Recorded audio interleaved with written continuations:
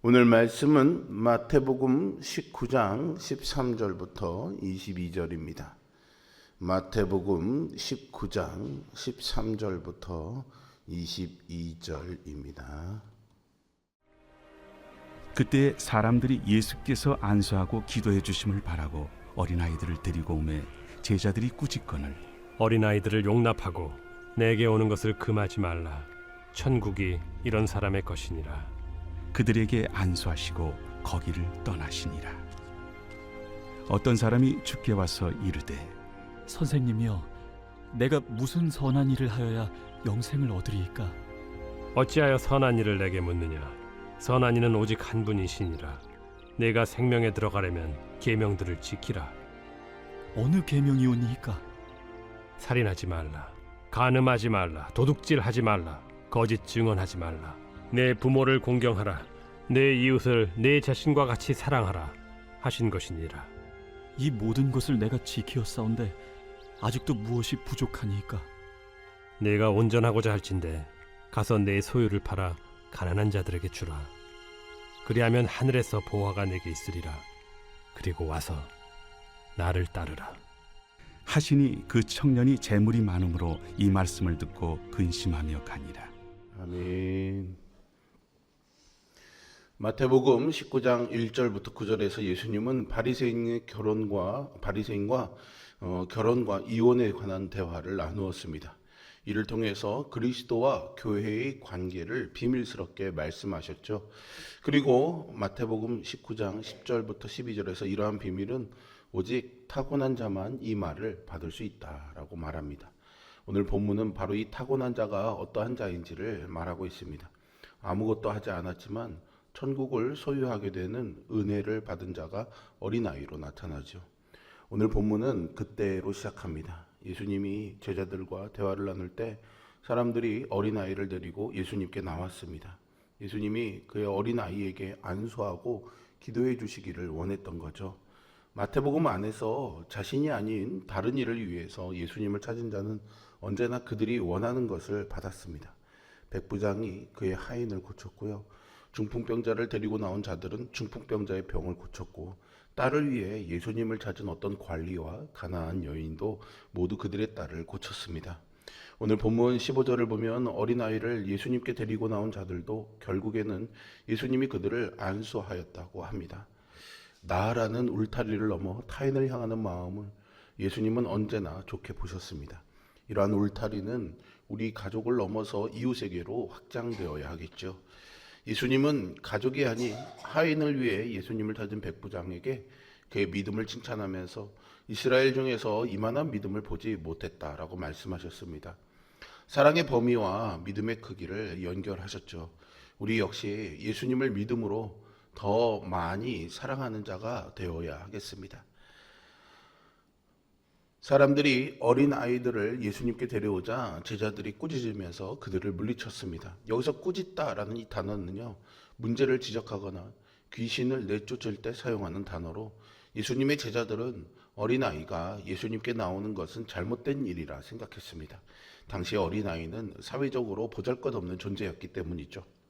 유대교 전통에서는 남성이 13세가 되어서 바르미츠바, 즉 성인식을 치러야 율법의 책임을 온전히 감당하는 하나님의 언약 백성으로 인정했습니다. 따라서 어린아이들은 율법을 이해하고 지킬 수 없는 미성숙한 존재로 간주했고 신앙적 논의에서 제외되는 경우가 많았습니다. 그런데 예수님은 단호하게 말씀하십니다. 어린아이들을 용납하고 내게 오는 것을 금하지 말라. 천국이 이런 사람의 것이다 라고 말이죠. 여기서 용납한다라는 말은 헬라어로 아피엠이라는 단어인데요. 이 단어는 허락하다 또는 용서하다 등의 다양한 의미로 마태복음에서 여러 차례 사용되고 있습니다. 인접한 마태복음 18장에서는 1만 달란트의 비유를 소개하면서 두 번에 걸쳐 이 단어를 탕감 및 용서의 의미로 사용했습니다. 그리고 오늘 본문에서는 어린아이를 용납하는 것에 이 단어를 허락의 의미로 사용하고 있습니다. 어린아이는 스스로 뭔가 해낼 능력이 없기에 전적으로 부모에게 의존합니다. 예수님은 제자들에게 어린아이처럼 전적으로 의지하는 믿음을 요구하신 것이죠. 예수님은 천국이 이런 사람의 것이다 라고 말씀하셨는데 여기서 이런 사람은 어린아이입니다.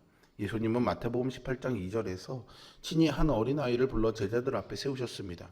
그리고 제자들을 향해서 너희가 돌이켜 어린아이들과 같이 되지 아니하면 결단코 천국에 들어가지 못한다 라고 말씀하셨죠. 이때 예수님이 어린아이를 통해 보신 것은 낮아짐입니다. 예수님은 누구든지 어린아이와 같이 자기를 낮추는 사람이 천국에서 가장 큰 자라고 말씀하셨습니다. 그러면서 누구든지 내 이름으로 이런 어린아이 하나를 영접하면 곧 나를 영접함이라 말씀하셨죠. 어린아이가 천국에 들어가는 이유는 아버지의 뜻을 따라 천국의 비밀을 지혜롭고 슬기 있는 자들에게는 숨기시고 또 어린아이들에게는 나타내었기 때문입니다. 여기서 말하는 어린아이는 물리적인 나이만을 말하는 것은 아닙니다.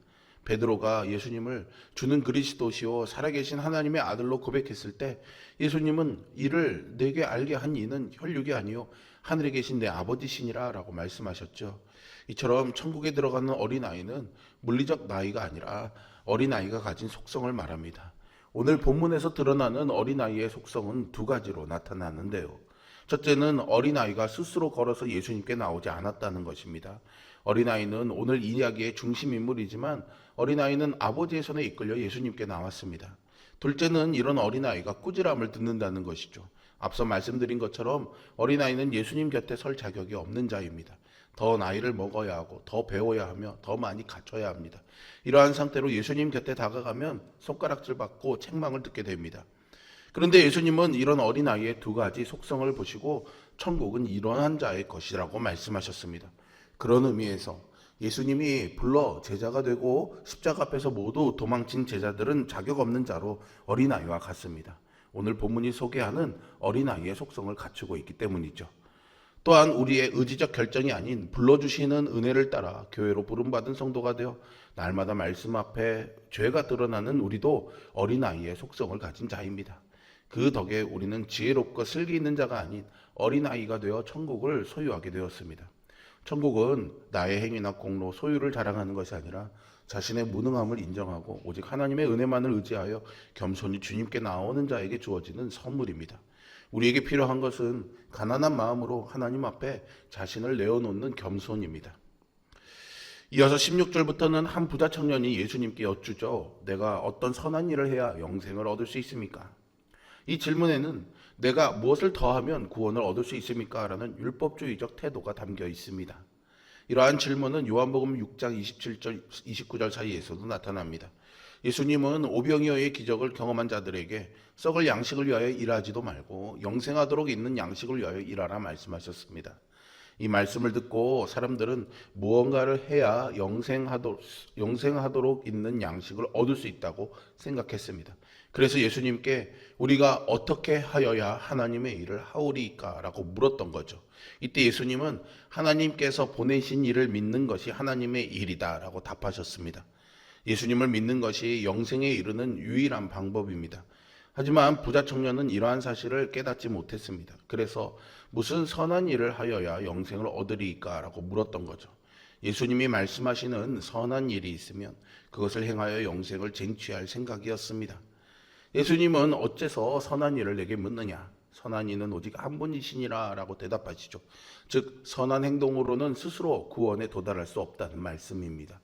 부자 청년은 예수님이 새로운 가르침을 전한다 생각했습니다.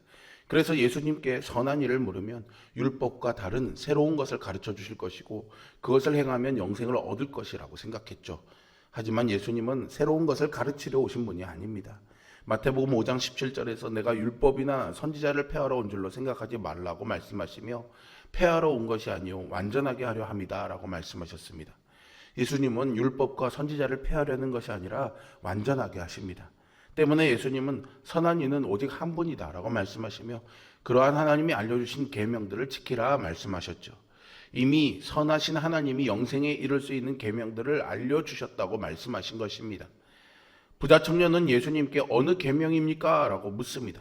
예수님이 말씀하시는 계명이 무엇인지 알면 그것을 지켜 영생을 쟁취하겠다는 마음으로 질문한 것이겠죠.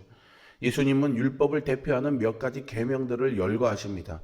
그러자 청년은 이 모든 것은 내가 지켰사오니 아직도 무엇이 부족합니까? 라고 대답하죠. 이러한 자신감은 근거 없는 자신감이 아니었습니다. 실제로 그는 모든 율법을 다 지켜 행하는 자였습니다.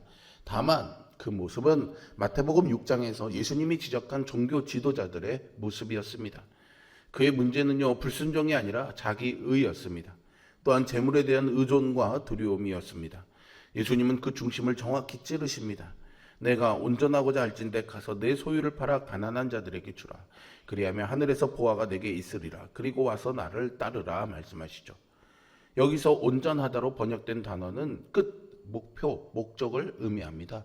아직도 부족하느냐고 물은 부자 청년에게 그가 아직도 부족하다고 말씀하신 거죠.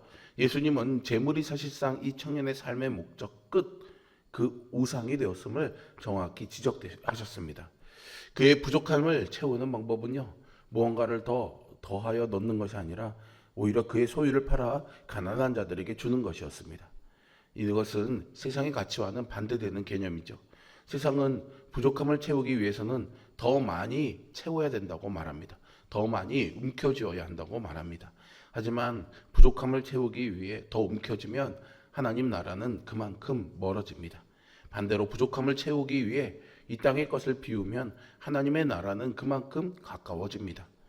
청년은 영생을 원했지만 재물이라는 우상을 버리지도 못했습니다. 예수님은 그에게 재물의 신을 버리고 참 하나님이신 예수님을 따르라고 부르신 것이죠. 결국 그 청년은 근심하며 돌아갑니다. 천국의 보화를 눈앞에 두고도 자신의 가진 것을 내려놓지 못한 것이죠. 문제는 돈이 아니라 그 돈이 그 마음을 붙잡고 있었다는 사실입니다. 예수님의 초대를 거절한 것은 영원한 생명을 놓친 비극적인 일이었습니다. 영원한 생명의 길은 예수님을 따르느냐 아니면 다른 것을 붙들고 사느냐의 문제입니다. 우리의 마음을 붙잡고 있는 것이 돈일 수도 있고요. 시간, 명예, 안정, 감정, 심지어는 가족이나 자녀일 수 있습니다. 오늘 우리는 무엇을 선택하고 무엇을 붙잡고 살아갑니까? 예수님을 따라 영원한 생명의 길로 나아가는 그런 복된 결단을 하는 우리 모두가 될 수 있기를 주님의 이름으로 축복합니다. 기도하겠습니다. 선하시고 자비로우신 아버지 하나님, 오늘 말씀 앞에 겸손히 나를 내려놓고 하나님의 뜻 따르기를 원합니다. 어린아이와 같은 마음으로 아직도 어리고 부족함을 인정하며 은혜로 주님 앞에 설 수 있음을 인정하며 나아가는 우리가 되게 하여 주시고, 그런 우리를 친히 이끌어 주시는 하나님 아버지의 자비로운 손길을 오늘도 경험하게 하여 주시옵소서. 무언가를 채움으로 인해서 우리의 영적인 만족감을 얻으려는 우리의 노력을 멈추게 하여 주시고, 오히려 나를 비움으로 하나님 나라가 내 마음에 임하는 귀한 삶을 경험하는 우리 모두가 되게 하여 주시옵소서.